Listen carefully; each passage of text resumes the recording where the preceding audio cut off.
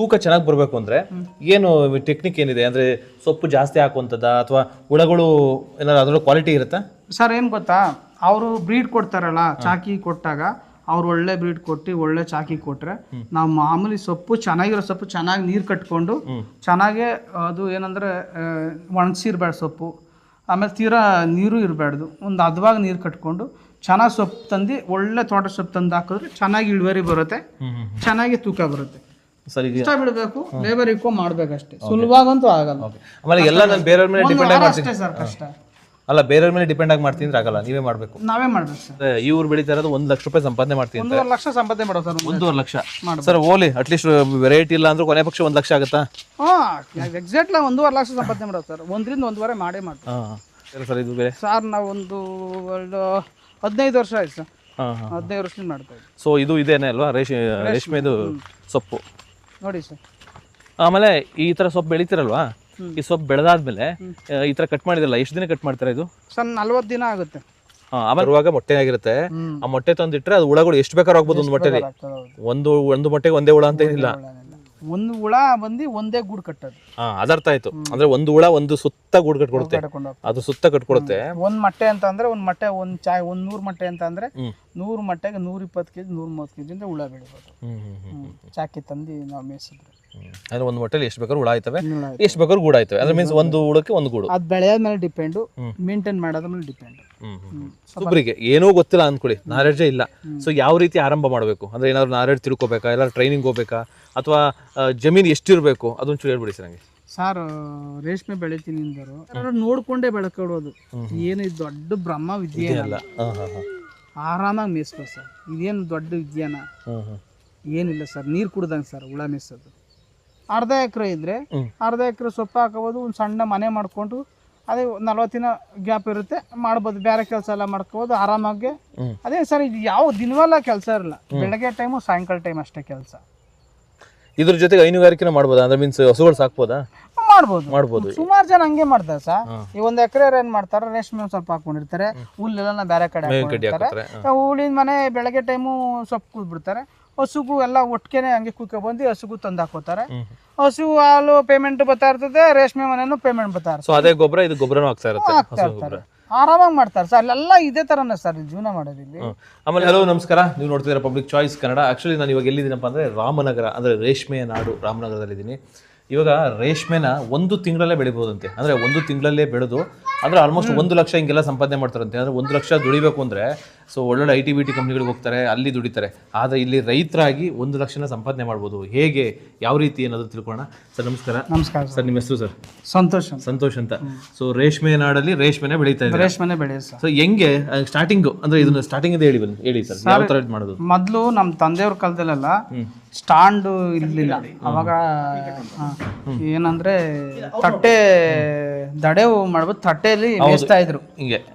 ಆಮೇಲೆ ಊಟದ ತಟ್ಟೆ ದೊಡ್ಡದಾಗಿರೋದು, ತಟ್ಟೆಲಿ ಬುಡ್ಸ್ಕೊಂಡು ಹೋಗಿ ಸೊಪ್ಪು ಹಾಕೊಂಡು ಎಟ್ಟು ಮಾಡಿ ಹಾಕ್ತಾ ಇದ್ರು. ಅವಾಗ ಭಾಳ ಕಷ್ಟ ಇತ್ತು. ಅವಾಗ 75 ಮೊಟ್ಟೆ 50 ಮೊಟ್ಟೆ ಮೇಸಕ್ಕೆ ಭಾಳ ಕಷ್ಟ ಇತ್ತು. ಈಗ ಹಂಗಲ್ಲ, ಈಗ ಟೆಕ್ನಾಲಜಿ ಚೇಂಜ್ ಆಗಿದೆ. ಈಗ ನಮ್ಮ ಈ ಜನರೇಷನ್ ಬಂದಾಗ ಈಗ ಸ್ಟಾಂಡ್ ಮಾಡಿಸಿದ್ದೀವಿ. ಈ ರೀತಿ ಸ್ಟಾಂಡ್ ಮಾಡ್ತೀರಾ? ಈ ತರ ಸ್ಟಾಂಡ್ ಮಾಡಿಸಿದ್ದೀವಿ. ಸ್ಟಾಂಡ್ ನೋಡಿ, ಇದು ಮೊದಲು 50 ಮೊಟ್ಟೆ 75 ಮೊಟ್ಟೆ ಮೇಸರ್ ಅಷ್ಟೇ. ಒಂದ್ ತಟ್ಟೆ ಒಂದ್ ಸ್ಟಾಂಡ್ ಒಂದ್ ದಡವೆಲ್ ಮನೇಲೆ ಮೇಯಿಸ್ಕೊಳ್ಳುವಾಗ ಮನೆಯೆಲ್ಲ ಕಟ್ಕೋತಾ ಇರಲಿಲ್ಲ. ಈ ಮುಂದೆ ಆಮೇಲೆ ನಮ್ಮ ಇದಕ್ಕೆ ಬಂದ್ಮೇಲೆ ಈಗ ಸ್ಟಾಂಡ್ ಮಾಡಿಸ್ಕೊಂಡು ಉಳಿದ ಮನೆ ಕಟ್ಸ್ಕೊಂಡಿದೀವಿ. ನಮ್ದು 5 ಎಕರೆ ಕಡಿ ತೋಟ ಇದೆ. 5 ಎಕರೆ ಸ್ಟಾಂಡ್ ಮಾಡಿಸ್ಕೊಂಡು ಈ ಸ್ಟಾಂಡ್ ಅಲ್ಲಿ 2 ಜರದ ಹುಳ ಸಿಗುತ್ತೆ. ಕೀಳಿಂಗೇರ್ ಆಗ್ಲಿ ಜಕ್ಸಂದ್ರದಾಗ್ಲಿ ತಗೊಬರ್ತೀವಿ. 2 ಜರದ ಹುಳು ಸಿಗುತ್ತೆ.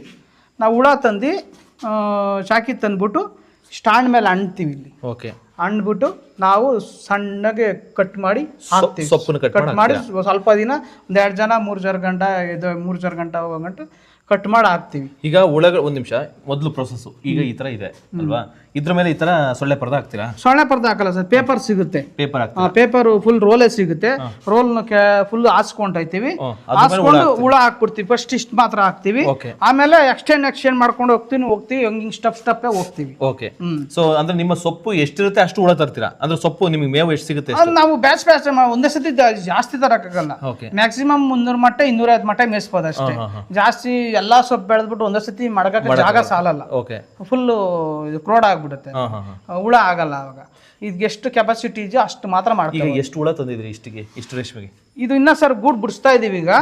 ಇನ್ನ ಇದಕ್ಕೆ ಟೋಟಲ್ 200 ಮಟ್ಟೆ ಹುಳ ತಂದಿರೋದು. 200 ಮಟ್ಟ ತಂದಿದ್ರಿ? ಫುಲ್ಲು ಆಗುತ್ತೆ. ಈಗ ಬಿಡಿಸ್ಕೊಂಡು ತಂದು ಹಾಕ್ತಾ ಇದೀವಿ ಕೂಡ. ಹಣ್ಣಾಗಿದೆ ಹುಳ ಈಗ. ಈಗ ನಾಳೆ ಮಾರ್ಕೆಟ್ ತಗೊಳ್ಳೋ ಹುಳ ಇದೆ ಇದ್ರೊಳಗಡೆ? ಇದ್ರ ಹುಳ ಇದೆ ಇದ್ರೊಳಗಡೆ. ಹುಳ ಆಗಿ ಚಿಟ್ಟೆ ಆಗುತ್ತೆ. ಚಿಟ್ಟೆ ಆಗುತ್ತೆ? ಮುಂದೆ ಚಿಟ್ಟೆ ಆಗುತ್ತೆ ಒಂದ್ ಸ್ವಲ್ಪ ದಿನ. ಸೊ ಅವರು ಮಾರ್ಕೆಟಿಂಗ್ ಹಿಂಗೆ ಮಾಡ್ತೀರಾ? ಮಾರ್ಕೆಟಲ್ಲಿ ಹಿಂಗೆ ತಗೊಂಡು ಅಲ್ಲ ಕೂದ್ಬಿಟ್ಟು ಚಿಟ್ಟೆ ತೆಗೆದು ಮಾಡ್ತೀರಾ ಅದು ಹಿಂಗೆ ಮಾಡ್ತೀರಾ? ಇಲ್ಲ ಹಂಗೆ ತಗೊಂಡು ಹಾಕ್ತಿವಿ. ಹಿಂಗೆ ಕೊಡ್ತೀರಾ? ಹಂಗೆ ತಗೋ. ಸೊ ಇದು ಕೆಜಿ ಲೆಕ್ಕದಲ್ಲಿ ಅವ್ರು ತಗೋತಾರೆ ಲಾಸ್ಟ್? ಈಗ 1 ಕೆಜಿ ಎಷ್ಟಾಗುತ್ತೆ ಸರ್ ಇದೆಲ್ಲ? ಸರ್ ಇದು ಈಗ ಮಾರ್ಕೆಟ್ ಇದರಲ್ಲಿ 500 - 600 ರೂಪಾಯಿ ಹೋಗ್ತಾ ಇದೆ ಈಗ 1 ಕೆಜಿಗೆ.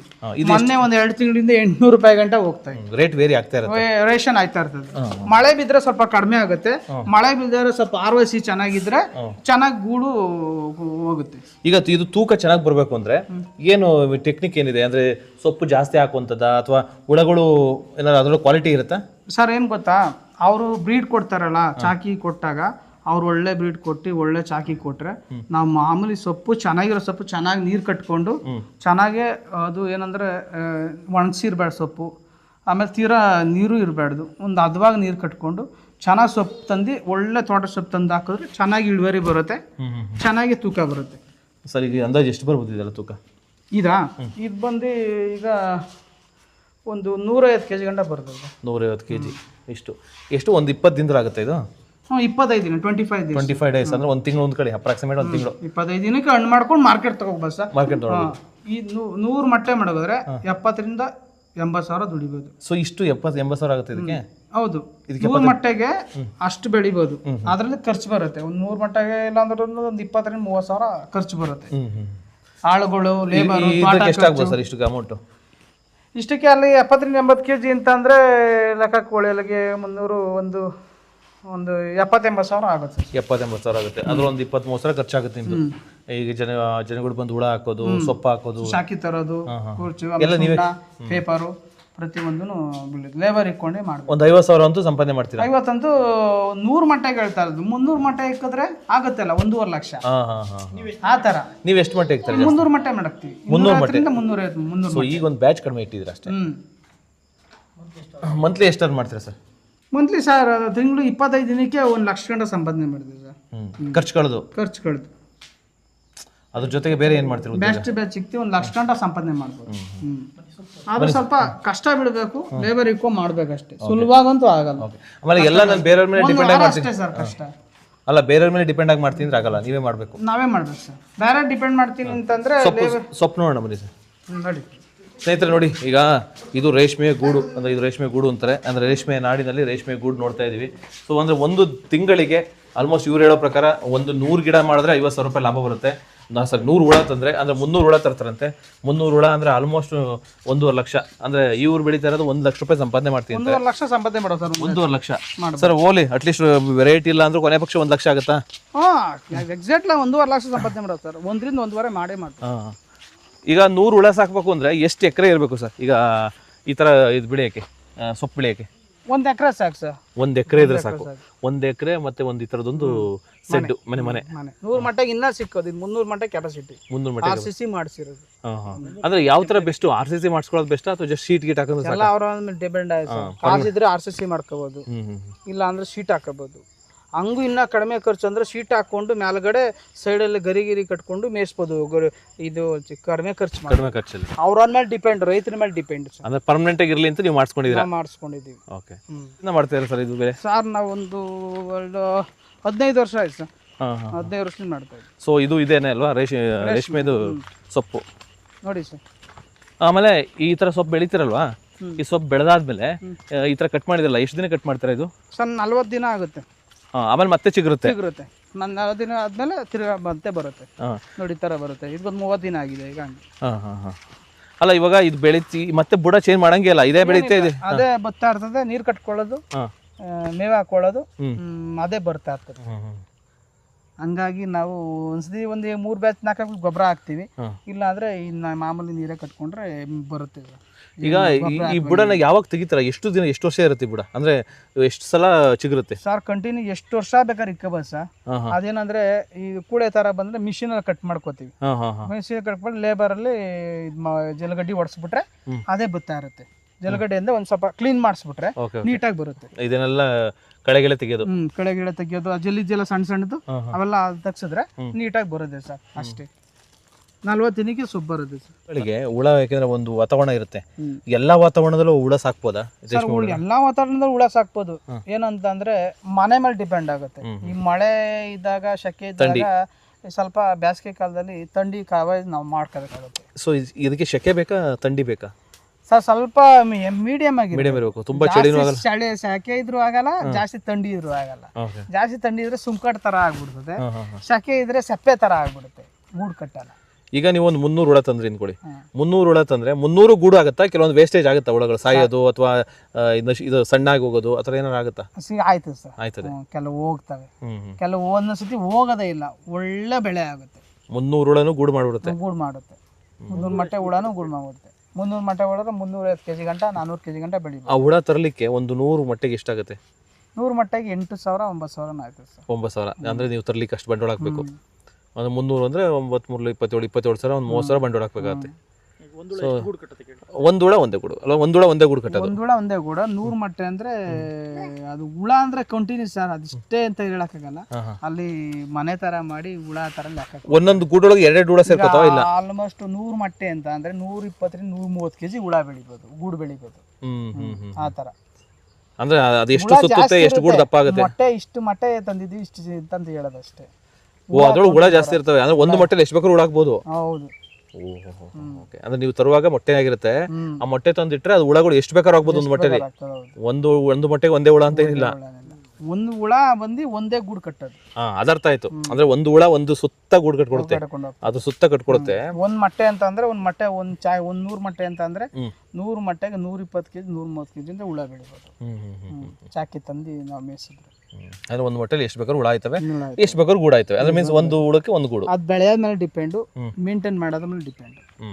ಸ್ವಲ್ಪ ನಾವು ಜೋಯಿಸಿ ನಾವೇ ನಿಂತ್ಕೊಂಡು ಮಾಡಿ ಲೇಬರ್ ಎಲ್ಲ ಕಟ್ಕೊಂಡು ಮಾಡಿದ್ರೆ ಸೊ ನೀಟಾಗಿ ಬೆಳೆಯೋದ್ರೆ ಒಳ್ಳೆ ಇಳುವರಿ. ನೀವು ಇಷ್ಟು ವರ್ಷ ನಿಮ್ಮ ಎಕ್ಸ್ಪೀರಿಯನ್ಸ್ ಅಲ್ಲಿ ಯಾವಾಗಲಾದ್ರೂ ನೀವು ಒಂದು 30,000 ಬಂಡವಾಳಕ್ಕೆ ಹುಳ ತತ್ತೀರಿ ಅನ್ಕೊಳ್ಳಿ, ಒಂದು 27,000 ರೂಪಾಯಿ, ಸೊ ಲಾಸ್ ಆಗಿದೆಯಾ? ಅಯ್ಯೋ ಹುಳನೂ ಹೋಯ್ತು, ಹುಳ ಸಾಯ್ತು, ಮತ್ತೆ ಇದು ಬೇರೆ ಸೊಪ್ಪಿಗೆ ಕಾಯಿಲೆ ಬಂತು, ಈ ಥರದ್ದು ಏನಾದ್ರು ಆಗಿದೆಯಾ ನಿಮ್ಮ ಹಿಸ್ಟ್ರಿಯಲ್ಲಿ? ಲಾಸ್ ಏನಿಲ್ಲ, ಯಾವತ್ತೂ ಆಗಿಲ್ಲ. ಯಾವತ್ತೂ ಲಾಸ್ ಆಗಲ್ಲ.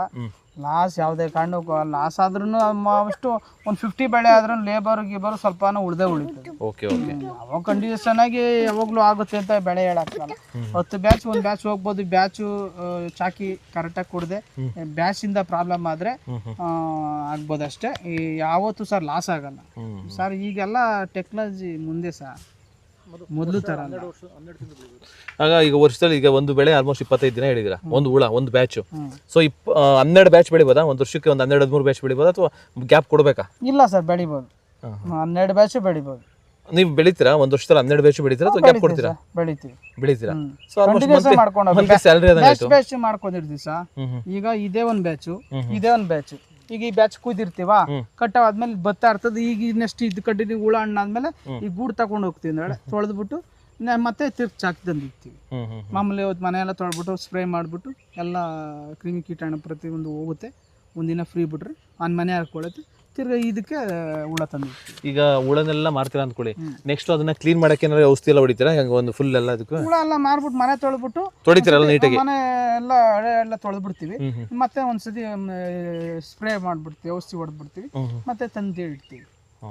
ಈ ತರ ಮಾಡ್ಲೇಬೇಕು ಅಂದ್ರೆ ಸ್ಪ್ರೇ ಮಾಡ್ಲೇಬೇಕು. ಸೊ ಪ್ರತಿ ಒಂದು ಬ್ಯಾಚ್ಗೂ ಪ್ರತಿಯೊಂದು ಬ್ಯಾಚ್ಗೂ ಸೊ ಒಂದು 25 ದಿನ ಅದು ಬೆಳೆಯಕ್ಕೆ ಮಾಡಿಕೊಂಡಿದ್ವಿ. ತೊಳೆದೇನು ಕಷ್ಟ ಇಲ್ಲ, ಏನ್ ಹಿಡಿದ್ರೆ ಬರ್ರ ಒಂದು 10 ನಿಮಿಷ 15 ನಿಮಿಷ ಹಿಡ್ಕೊಂಡ್ಬಿಡ್ತೀವಿ. ತೊಳೆದ ಆರಾಮ್, ಎಲ್ಲ ಈಸಿ ಸರ್. ಈಗ ರೇಷ್ಮೆ ಬೆಳೆ ಅಂತವ್ರು ಕೆಲವರಿಗೆ ಉತ್ಸಾಹಕರಾಗಿರ್ತಾರೆ, ನಾನು ಬೆಳಿಬೇಕು ಅಂತ. ಹೊಸಬ್ರಿಗೆ ಏನೂ ಗೊತ್ತಿಲ್ಲ ಅಂದ್ಕೊಳ್ಳಿ, ನಾಲೆಡ್ಜೇ ಇಲ್ಲ. ಸೊ ಯಾವ ರೀತಿ ಆರಂಭ ಮಾಡಬೇಕು ಅಂದ್ರೆ ಏನಾದ್ರು ನಾಲೆಡ್ಜ್ ತಿಳ್ಕೊಬೇಕಾ, ಎಲ್ಲಾರು ಟ್ರೈನಿಂಗ್ ಹೋಗ್ಬೇಕಾ, ಅಥವಾ ಜಮೀನು ಎಷ್ಟಿರಬೇಕು ಅದೊಂಚೂರು ಹೇಳ್ಬಿಡಿ ಸರ್ ನಂಗೆ. ಸರ್ ರೇಷ್ಮೆ ಬೆಳಿತೀನಿ ಅಂದರು ಅಕ್ಕಪಕ್ಕ ಕೆಲವು ಕಡೆ ಎಲ್ಲ ಬೆಳೆಯಲ್ಲ. ಕೆಲವು ಕಡೆ ಅಲ್ಲಿ ಪಕ್ಕ ಬೆಳಿತಾರ ನೋಡ್ಕೊಂಡೇ ಬೆಳ್ಕೊಡೋದು. ಏನು ಇದು ದೊಡ್ಡ ಬ್ರಹ್ಮ ವಿದ್ಯೆ ಅಲ್ಲ, ಆರಾಮಾಗಿ ಮೇಯಿಸ್ಬೋದು ಸರ್. ಇದೇನು ದೊಡ್ಡ ವಿದ್ಯಾನ ಏನಿಲ್ಲ ಸರ್, ನೀರು ಕುಡ್ದಂಗೆ ಸರ್ ಹುಳ ಮೇಯಿಸೋದು ಸಾಧ್ಯ. ಎಷ್ಟು ಜಮೀನು ಇರ್ಬೇಕು? ಮಿನಿಮಮ್ ಇಷ್ಟು ಇರಲೇಬೇಕು? ಏನಿಲ್ಲ ಸರ್, 1 ಎಕರೆ ಅರ್ಧ ಎಕರೆ ಇದ್ರು ಮಾಡ್ಬೋದು ಸರ್. 1 ಎಕರೆ ಇದ್ರು ಮಾಡ್ಬೋದು, 1 ಎಕರೆ ಇದ್ರು ಮಾಡ್ಬೋದು, ಅರ್ಧ ಎಕರೆ ಇದ್ರು ಮಾಡ್ಬೋದು. ಈ ಅರ್ಧ ಎಕರೆ ಇದ್ರೆ ಅರ್ಧ ಎಕರೆ ಸೊಪ್ಪು ಹಾಕೋಬೋದು, ಒಂದು ಸಣ್ಣ ಮನೆ ಮಾಡ್ಕೊಂಡು ಅದೇ 40 ದಿನ ಗ್ಯಾಪ್ ಇರುತ್ತೆ, ಮಾಡ್ಬೋದು, ಬೇರೆ ಕೆಲಸ ಎಲ್ಲ ಮಾಡ್ಕೋಬೋದು ಆರಾಮಾಗಿ. ಅದೇ ಸರ್ ಇದು ಯಾವ ದಿನವೆಲ್ಲ ಕೆಲಸ ಇರಲ್ಲ, ಬೆಳಗ್ಗೆ ಟೈಮು ಸಾಯಂಕಾಲ ಟೈಮ್ ಅಷ್ಟೇ ಕೆಲಸ. ಇದ್ರ ಜೊತೆಗೆ ಹೈನುಗಾರಿಕೆನೂ ಮಾಡ್ಬೋದಾ, ಅಂದ್ರೆ ಮೀನ್ಸ್ ಹಸುಗಳು ಸಾಕ್ಬೋದಾ? ಮಾಡ್ಬೋದು. ಸುಮಾರು ಜನ ಹಂಗೆ ಮಾಡ್ತಾರೆ ಸರ್. ಈ 1 ಎಕರೆ ಏನ್ ಮಾಡ್ತಾರೆ, ರೇಷ್ಮೆ ಸ್ವಲ್ಪ ಹಾಕೊಂಡಿರ್ತಾರೆ, ಹುಲ್ಲೆಲ್ಲ ಬೇರೆ ಕಡೆ ಹಾಕೊಂಡಿರ್ತಾರೆ. ಹುಲ್ಲಿನ ಮನೆ ಬೆಳಗ್ಗೆ ಟೈಮು ಸೊಪ್ಪು ಕೂದ್ಬಿಡ್ತಾರೆ, ಹಸುಗೂ ಎಲ್ಲ ಒಟ್ಟಿಗೆ ಹಂಗೆ ಕುತ್ಕೊಬಂದು ಹಸುಗೂ ತಂದು ಹಾಕೋತಾರೆ. ಹಸು ಹಾಲು ಪೇಮೆಂಟ್ ಬರ್ತಾ ಇರ್ತದೆ, ರೇಷ್ಮೆ ಮನೆನೂ ಪೇಮೆಂಟ್ ಬರ್ತಾ ಇರ್ತದೆ. ಅದೇ ಗೊಬ್ಬರ ಇದು ಗೊಬ್ಬರನೂ ಆಗ್ತಾ ಇರುತ್ತೆ. ಆರಾಮಾಗಿ ಮಾಡ್ತಾರೆ ಸರ್, ಅಲ್ಲೆಲ್ಲ ಇದೇ ತರನೇ ಸರ್ ಜೀವನ ಮಾಡೋದಿಲ್ಲಿ. ಆಮೇಲೆ ಈಗ ತೆಂಗಿನ ಮರದೊಳಗೆ ಹಾಕಿದ್ರ ರೇಷ್ಮೆನ, ಸೊ ಇದರಿಂದ ತೆಂಗಿನ ಮರ ಏನಾದ್ರು ಲಾಸ್ ಆಗೋದು ಅಥವಾ ಅದು ಫಲವತ್ತತೆ ಕಡಿಮೆ ಆಗೋದು ಆ ತರದೇನು ಉಂಟು? ಏನಿಲ್ಲ ಸರ್, ಏನಿಲ್ಲ. ಅದು ಏನಂದ್ರೆ ರೇಷ್ಮೆ ಒಳಗಡೆ ಹಾಕಿದ್ರೆ ಹಂಗೆ ಆಟೋಮೆಟಿಕ್ ಬರ್ತಾ ಇರ್ತದೆ. ಇದಕ್ಕೆ ನೀರು ಬಿಡೋ ಅಂತದೇ ಅದಕ್ಕೂ ಆಗುತ್ತೆ, ಅದಕ್ಕೂ ಬಿಡೋದು ಅದಕ್ಕೂ ಆಗುತ್ತೆ. ಅದ್ರ ಪಾಡು ಅದಿರ್ತದೆ, ಇದ್ರ ಪಾಡು ಇದಿರ್ತದೆ. ಸೊ ನಿಮ್ಗೆ ಅದರಿಂದನೂ ಅದೇ ಬರುತ್ತೆ. ಅದರಿಂದನೂ ಅದೇ. ಎಷ್ಟು ತೆಂಗಿನ ಮರಗಳಿದೆ? ಕಡಿಮೆ ಇದೆಯಲ್ಲ, ಅಂದ್ರೆ ಮೀನ್ಸ್ ಚಿಕ್ಕ ಮರ, ಇನ್ನೂ ದೊಡ್ಡದಲ್ಲ. ಚಿಕ್ಕ ಸರ್, ಒಂದು 2-3 ವರ್ಷ ಆಯ್ತು ಅಷ್ಟು ಹಾಕಿ. ನೀವು ಹಾಕಿದ್ದು? ನಾವು ಹಾಕಿ ಜಾಸ್ತಿ ವರ್ಷ ಆಗಲಿಲ್ಲ, 2-3 ವರ್ಷ ಆಯ್ತು. 280 ತೆಂಗಿನ ಮರ. 280 ಕಾಯಿ ಬೀಳ್ತಾವ ಆಲ್ರೆಡಿ? ಬೀಳ್ತಾವೆ ಸರ್, ಇನ್ನೂ ಸ್ವಲ್ಪ ದೊಡ್ಡ ಆಗಬೇಕು, ಬೀಳ್ತಾವೆ. ಈಗ ಇನ್ನೂ ಅಷ್ಟು ಬರ್ತಾ ಇಲ್ಲ ಕಾಯಿಗಳು. ಕೊಬ್ಬರಿ ಆಗುತ್ತಾ? ಕೊಬ್ಬರಿ ಮಾಡ್ತೀರಾ ಸರ್? ಕೊಬ್ಬರಿ ಮಾಡ್ತೀರಾ? ಕಾಯಿ ಕೊಬ್ಬರಿ ಇಲ್ಲ, ಹಂಗೆ ಕಾಯಿ ಮಾರ್ಕೊಂಡ್ಬಿಡ್ತೀವಿ. ಕಾಯಿ ಮಾರ್ಬಿಡ್ತೀರಾ? ಕಾಯಿ ಮಾರ್ಕೊಂಡ್ಬಿಡ್ತೀವಿ, ಕೊಬ್ಬರಿ ಮಾಡಿ. ಸರ್ ಈಗ ನಿಮ್ಮ ಮೂಲ ಆದಾಯನೇ ರೇಷ್ಮೆನೆ? ರೇಷ್ಮೆನೆ ಸರ್, ಮೂಲ ಕಸಬೆ ರೇಷ್ಮೆ. ರೇಷ್ಮೆ. ಸೊ ಈಗ ಅಂದ್ರೆ ಯಾರು ಬೇಕಾದ್ರೂ ನೋಡಿ ಸ್ನೇಹಿತರೆ, ಆಕ್ಚುಲಿ ಇವ್ರು ಹೇಳಿದ್ರು ರೇಷ್ಮೆ ಅನ್ನೋದು ಏನು ಬ್ರಹ್ಮವಿದ್ಯೆ ಅಲ್ಲ, ಯಾರು ಬೇಕಾದ್ರೂ ಮಾಡ್ಬೋದು, ಅಂದ್ರೆ ಮಾಡೋ ಒಂದು ಛಲ ಇರಬೇಕು. ಅಂದ್ರೆ ಇಲ್ಲಿ ಅಕ್ಕಪಕ್ಕದವ್ರು ಯಾರಾದ್ರೂ ಮಾಡ್ತಿದ್ರೆ ಅವ್ರು ನೋಡಿ ಕಲಿಬೋದು ಅಂತ ಹೇಳ್ತಾರೆ. ನಿಮಗೂ ಏನಾದರೂ ಮಾದರಿ ರೈತ ಆಗಬೇಕು ಅನ್ನೋದಕ್ಕೆ, ಅಂದರೆ ನನ್ನ ಕಾಲ ಮೇಲೆ ನಾನೇ ನಿಂತ್ಕೊಂಡು ಸ್ವಂತ ಬದುಕಬೇಕು ಅನ್ನೋದಾದರೆ ನೀವು ರೇಷ್ಮೆ ಬೆಳೆಯುವಂಥ ಪ್ರಯತ್ನ ಮಾಡ್ಬೋದು. ಬಟ್ ಮಾಡೋದಕ್ಕಿಂತ ಮುಂಚೆ, ಬರೀ ವಿಡಿಯೋ ನೋಡಿ ಮಾಡೋದಕ್ಕಿಂತ ಮುಂಚೆ ಒಂದಿಷ್ಟು ಅನುಭವಗಳನ್ನ, ಅಂದರೆ ಯಾರಾದರೂ ಬೆಳೀತಾರೋ ಹತ್ರ ಕೇಳೋವಂಥದ್ದು ಡೈರೆಕ್ಟಾಗಿ. ಈಗ ಇಷ್ಟೆಲ್ಲ ಹೇಳಿದ್ದಾರೆ ಅವರು, ಈಸಿ, ಬಟ್ ಆದ್ರೂ ಒಂದಿಷ್ಟು ಅನುಭವನ ತೊಗೊಂಡು ಮಾಡೋದು ಒಳ್ಳೇದು. ಯಾಕೆಂದರೆ ಮೊದಲನೇ ಸತಿ ಮಾಡುವಾಗ ಸ್ವಲ್ಪ ಕಡಿಮೆ ಹುಳ, ಅಂದರೆ ಮೊದಲನೇ ಸತಿ ಮಾಡುವಾಗ ಒಂದು ಸ್ವಲ್ಪ ಕಡಿಮೆ ಹುಳಗಳನ್ನ ಇಟ್ಕೋಬೇಕಾ? ಕಡಿಮೆ ಮಾಡ್ಬೋದು. 50 ಮೊಟ್ಟೆ ಇಟ್ಕೊಂಡ್ರೆ ಸಾಕು ಸರ್, ಆಟೋಮೆಟಿಕ್ ಹಂಗೆ ಕತ್ಕೊಬಿಡೋದು. ಸರ್ ಚಾಕಿ ಇರೋದು ನೀವು ತಗೊಂಬತ್ತೀರಲ್ಲ, ರೈತರು ಎಲ್ಲಿ ತಗೊಂಬತ್ತಾರ, ಏನು ಬೇಡ, ಅವರೇ ಹೇಳಿದ್ರೆ ಅವ್ರಿಗೆ ಫೋನ್ ಮಾಡಿ ಹಿಂಗೆ ಅಂತ ಹೇಳ್ತಾರೆ. ಯಾರು ಬೇಕಾದ್ರೆ ಸರ್, ಅದು ವಿದ್ಯೆ ದೊಡ್ಡ ವಿದ್ಯೆನೇ ಅಲ್ಲ ಸರ್. ಆರಾಮಾಗಿ ಯಾರು ತಂದು ಬೇಕಾದ್ರೆ. ಎಷ್ಟು ವರ್ಷದಿಂದ ಮಾಡ್ತಿದ್ದೀರಾ ಇದು? ಸರ್ ನಾವು 12 ವರ್ಷದಿಂದ. ಮೊದಲು ಕಬ್ಬು ಹಾಕಿದ್ದು, ಮೊದಲು ಇಲ್ಲಿ SPR ಶುಗರ್ ಫ್ಯಾಕ್ಟ್ರಿ ಇತ್ತು. ಆ SPR ಶುಗರ್ ಫ್ಯಾಕ್ಟ್ರಿ ಕ್ಲೋಸ್ ಆದ್ಮೇಲೆ ಆಮೇಲೆ ನಾವು ಮತ್ತೆ ರೇಷ್ಮೆ ಹಾಕೊಂಡು 2012. ಯಾವ್ದು ಈಸಿ ಸರ್? ಈಗ ನೀವು ಕಬ್ಬು ಬೆಳೆದಿದ್ದೀರಾ, ರೇಷ್ಮೆ ಬೆಳಿತಾ ಇದ್ದೀರಾ? ರೇಷ್ಮೆ ಬೆಟರ್ ಸರ್, ರೇಷ್ಮೆ ಬೆಟರ್. ಅದು ಕಬ್ಬು 1 ವರ್ಷದ ಬೆಳೆ, ವರ್ಷ ಗಂಟ ಕಾಯ್ಬೇಕು, ವರ್ಷ ಗಂಟ ಪೇಮೆಂಟ್ ಕೊಡೋ ಗಂಟ ಕಾಯ್ಬೇಕು, ಕಬ್ಬು ಬಡಿಬೇಕು. ಇಲ್ಲಿ ಯಾರು ಆಲ್ಮೋಸ್ಟ್ ಕಬ್ಬೆಲ್ಲ ಕ್ಲೋಸ್ ಆಗ್ಬಿಡ್ತು. ಮೊದಲು ಅವಾಗೆಲ್ಲ 2008ರಲ್ಲಿ 2010ರಲ್ಲಿ ಒಳಗಡೆ ಎಲ್ಲ ಮೊದಲೆಲ್ಲ ಕಬ್ಬೆ ಹಾಕಿದ್ರು. ಈಗ ಯಾರು ಈ ಕಡೆ ಅಕ್ಕಪಕ್ಕೆಲ್ಲ ಕಬ್ಬು ಕಡಿಮೆ. ಪ್ರತಿಯೊಬ್ಬರು ರೇಷ್ಮೆ, ತೆಂಗು, ಬಾಳೆ, ಅಡಿಕೆ ಪ್ರತಿಯೊಬ್ಬರು ಈ ಥರ ಮಾಡ್ಕೊಂಡು ಹೋಗ್ತಾ ಇದ್ದಾರೆ. ಓಕೆ ಸರ್, ಒಳ್ಳೇದಾಗಲಿ. Thank you. ಆ್ಯಕ್ಚುಲಿ ತುಂಬ ಒಳ್ಳೆ ಚೆನ್ನಾಗಿ ಜಮೀನು ಮಾಡಿಕೊಂಡು ಒಂದು 8 ಎಕರೆ ಇದೆ ಅಂತ ಹೇಳಿದ್ರೆ 8 ಎಕರೆ. ಒಳ್ಳೇದಾಗಲಿ ಸರ್. ಇದೇ ಥರ ಒಂದು 4 ಜನ ನಿಮ್ಮನ್ನು ನೋಡಿ ರೇಷ್ಮೆ ಬೆಳೆಯುವಂಥವ್ರು ಬೆಳಿಬೋದು. ಇದೇ ಥರ ಮುಂದಿನ ವೀಡಿಯೋಗಳಲ್ಲಿ ಯಾವುದಾದ್ರು ಒಂದು ಇನ್ಫಾರ್ಮೇಷನ್ ಇದ್ದರೆ ನಾವು ವೀಡಿಯೋನ ಅಪ್ಲೋಡ್ ಮಾಡ್ತಾ ಇರ್ತೀವಿ. ಇದು ನೀವು ಬೆಳೀಲಿಲ್ಲ ಅಂದ್ರೂ ಯಾರಾದರೂ ಬೆಳೆಯುವಂಥವ್ರಿಗೆ ವೀಡಿಯೋನ ಶೇರ್ ಮಾಡಿ ಅಂತ ಹೇಳ್ತಾ ವಿಡಿಯೋದಲ್ಲಿ ಮುಗಿಸ್ತೀನಿ. ಥ್ಯಾಂಕ್ ಯು, ಧನ್ಯವಾದಗಳು.